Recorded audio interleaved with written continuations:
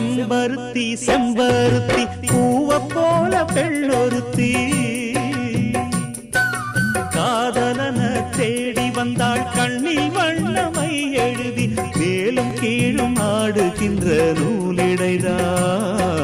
மீண்டும் மீண்டும் நான் படிக்கும் நூலகம்தான் நாளெல்லாம் மீண்டும் மீண்டும் நான் படிக்கும் நூலகம்தான்